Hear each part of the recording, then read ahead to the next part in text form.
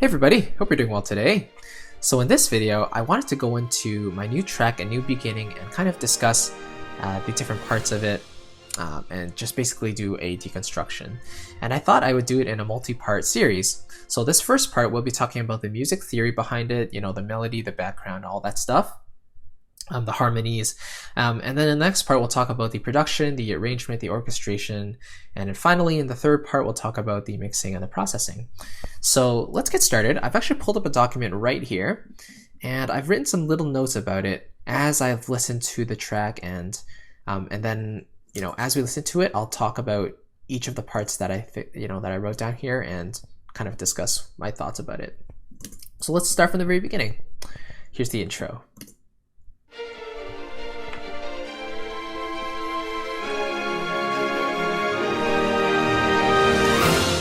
Cool. Okay, so you notice in the bass, we have the 4, the 3, and then the flat 6, and then the flat 7, and then 1.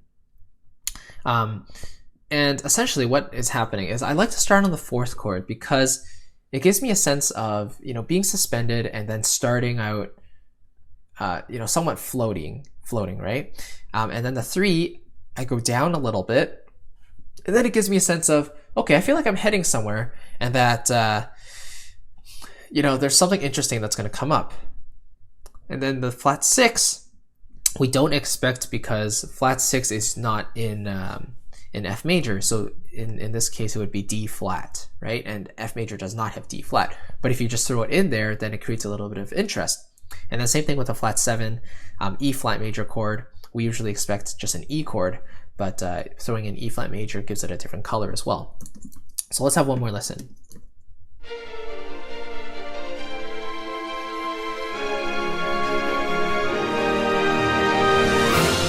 And you notice in the melody, actually, the melody ascends. So it's going from B flat, C, D flat, E flat, F, right? And that kind of outlines the flat 6 and flat 7 there as well. So I'm going 4, 5, 6, 7, 1. And there you go. That's basically it. So while the the bass, the harmony descends, the right hand ascends. So that's why we feel like we start off small, and then as we continue, it feels like it expands and is going somewhere exciting. Cool. Let's keep going. So here's the chords. By the way, this is an F major. So this whole thing is all 1 so far. And the next we have 4, 1, 6, 2, 5, 7. And I love using this progression. Actually, let me zoom in a little bit. And if I write down the bass notes here, so F major, and then B flat, A, G, C. You can see here, basically I'm going 4, 1, 6, and then 2, 5, 2, 5, 1 is what happens essentially, right? So 2, 5, 1 is the most common thing for jazz, and in this case I'm using 2, 5, and it's a very classical sounding thing as a result. So that's what I tend to use quite a bit, and I like it. Let's see. Okay, now melodically, I wrote here I go from the dominant to the tonic. So in F major's case, I go from C, the note C, to F, which is the tonic, which is the root. So it sounds like this. C, F. If I started on F, it would give it a too solid feeling, like it feels like it already, it's too predictable essentially. So if I started on do do do do do do do or something like that, right? It just feels a bit too predictable. So I started on the dominant and then went to the tonic. Do do. So I wrote here, don't always start with a tonic note because then it becomes too boring and not very interesting.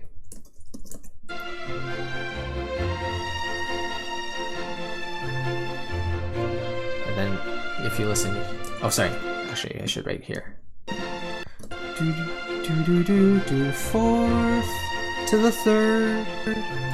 So you notice there I went from Do do do do do do do do instead of do do do do do do do do. Because again, if I close with the F on the top, which is the tonic, then I feel resolved too quickly, and it feels like it doesn't really have too much, like it doesn't have a lot of space to go next to that. So what I did was I went from the fourth, which is a B flat, down to the third, which is an A, and then that's what gives it, you know, the color that it does, because the third, you know, really determines if a chord is major or minor, right? So when you do that, it actually feels very, very special. Like it feels like something, we're expecting something new.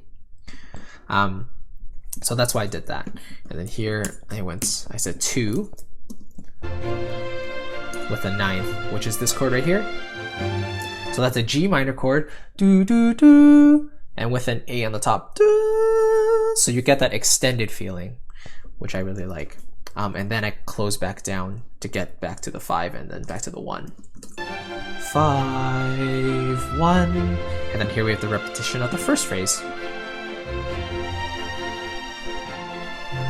Now 4. Oh, there's a new color there. So, you know, people would expect me to go 4 to maybe 1, like major 1 6 like this. So it would be an F major first inversion, but I actually went 1 minor. So that would be F minor, which introduces an A flat in there. And again, that's a different color that we don't expect. So, and the reason I'm doing this is because I'm about to modulate to D flat major. Okay. And yeah, so let's have a quick listen to that one more time. 4, 1 6, 2 5 to 1. And just as a side note here, the 1 6 in F major is the same as a 3 minor 3 chord. I could be 3 6 in D flat major. So you can see here I'm descending 3 down to 2 and then up to 5 and 1. So as we all know, 5 1 is very, very common, and all classical music does that. Cool.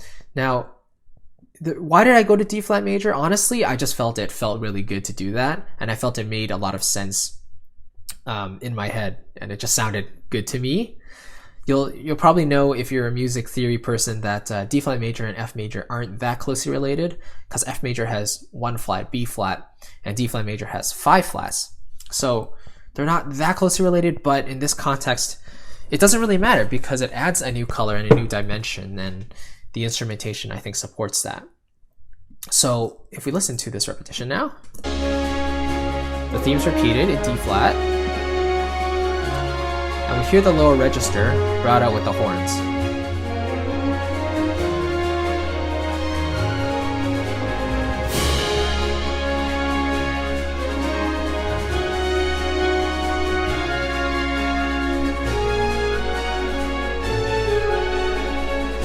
And here we have a 5, and we expect a 1 chord, but we actually get to 4. So let's hear that progression one more time, just at the beginning of this bridge. So we expect a 1, but we get 4, 5, 6, 5, 6 to 1. And again, if I'm just looking at what the notes are, in the bass notes, it's G flat, A flat, B flat, C, D flat. Those are the bass notes. Here I wrote out the actual chords. But again, it ascends in the scale. G flat, A flat, B flat, C, D flat. So that's why we feel like we're stepping towards the tonic, and we get there. Now melodically, I subconsciously did this, but I tend to do it quite a bit, is the melody notes are a third above the chord, you know, what the chord is. So for example, the B flat is a third above G flat. The C is a third above A flat. D flat is a third above B flat, and so on. And then finally, F is a third above D flat. So if you have a listen here,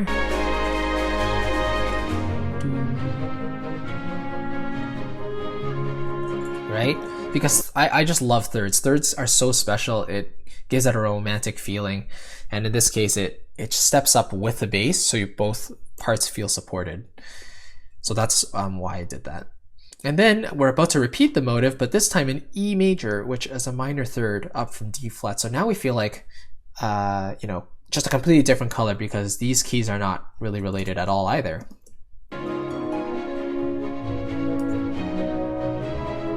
Right.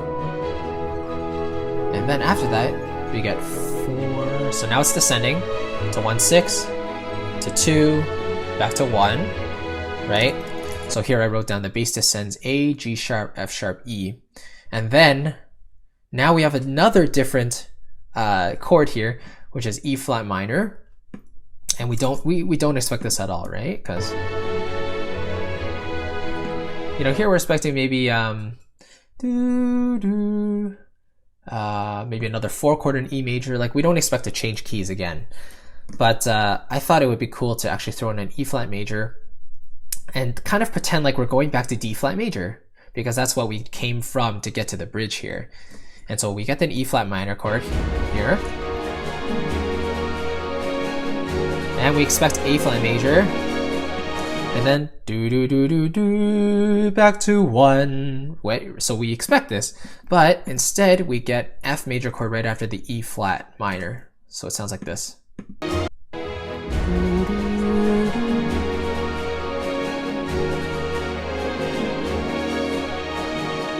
Right, now it's opened up a little bit. So now we're solidly expecting a B flat major chord right after this. Now we know, you know, deep down that this is a 5 chord, and we're gonna get to the 1 right now.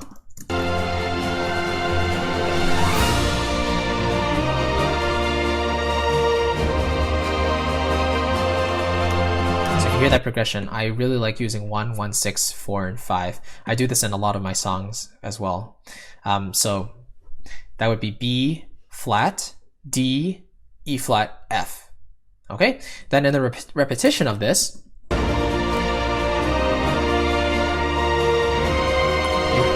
heard that little difference there, right? So in this case, I'm using E flat minor. And this is something I like to talk about, because throwing in little minor chords here and there when everything else is pretty much major, it gives it that contrast and it makes it so colorful and just so different, like not always predictable, okay? Melodically, the first time,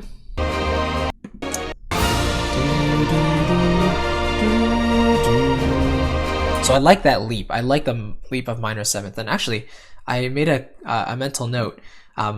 B flat going down to C is a minor 7th, but remember in the very beginning, do do do do do do do, that's a C to a B flat. So I didn't even realize this until I was writing the notes, like these notes here, that like going at the beginning I went from C to B flat, but here I'm going from B flat down to C in a completely different key too. So that, I mean, that was pretty cool to me.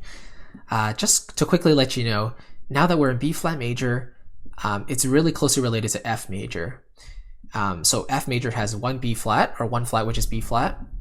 And then B flat major has 2 flats, B flat and E flat. And then I think subconsciously I wanted to do that because this track loops, right? Like here, it loops back in the middle and it plays back again. I wanted to make it easy for myself to get back to F major. So if they're closely related keys, then it makes sense to have both keys have a similar number of sharps and flats, and it makes it a lot simpler. So let's keep going. So here's the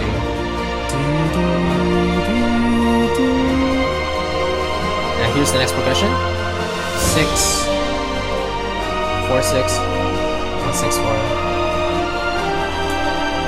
So you felt the descending motion, right? G, G flat, F, E, and these are just the bass notes here. Bass notes. And then we get to E flat, which is what we expect because we're going down, you know, we keep descending, right? F, E to E flat, 4. Oh, there you expect 4, 5, 1, but I like to deceive in this case, so I did a 6 chord instead. So 4,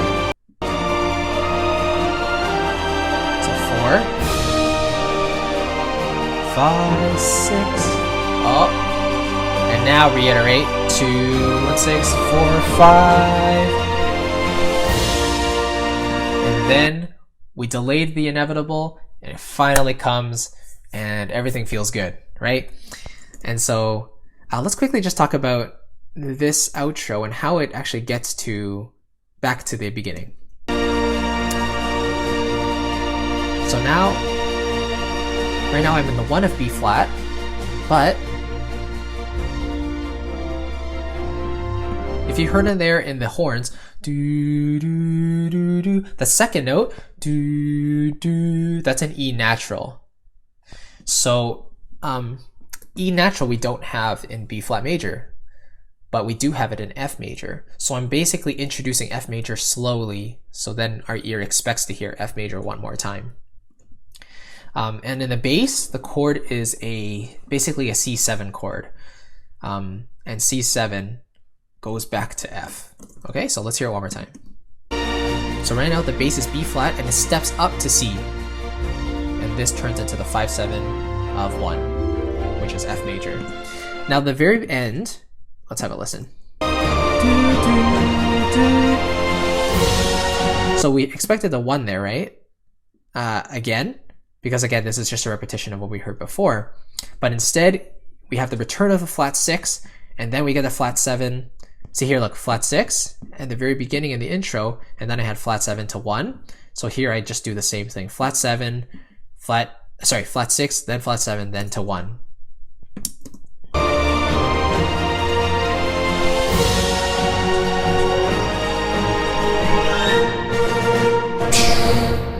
And that's it. And you know what? I think it's really cool when you can throw in these different colors, like flat 6s and flat 7s, because our ear doesn't expect these interesting like chords to always pop up.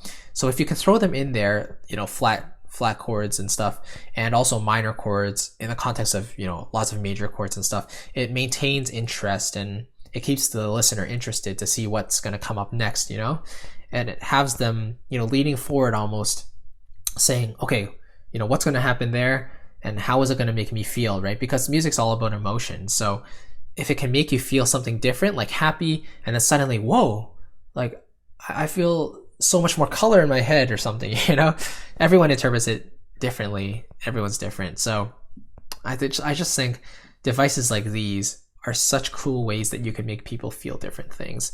And for me, that just means a lot when someone says, oh, I didn't expect you to do that, but I really like how that sounds. And, you know, when they ask how we do it, we just say, haha, they're little secrets. We don't give that stuff away. But anyway, that's a new beginning, and I hope you enjoyed it. It's I think production-wise, it's the best thing I've done to date. It's up there with Termination in terms of how much I like it, and like, you know, how much I put into it. It's one of my gems, I think. So I hope you enjoyed it as much as I did. And if you have any questions about this, especially all these notes here, please let me know. I'd be happy to send you a copy if you'd like to, you know, listen to the track and read this alongside it. So just let me know in the comments what you think. And in the next part, again, we'll talk about the actual production and the orchestration, the arrangement and everything. And so I'm really excited for that. And then in the third part, mixing is a completely different beast, which is awesome as well. So thank you so much for watching. I really appreciate it. And I hope to see you very soon. Thanks a lot. Bye.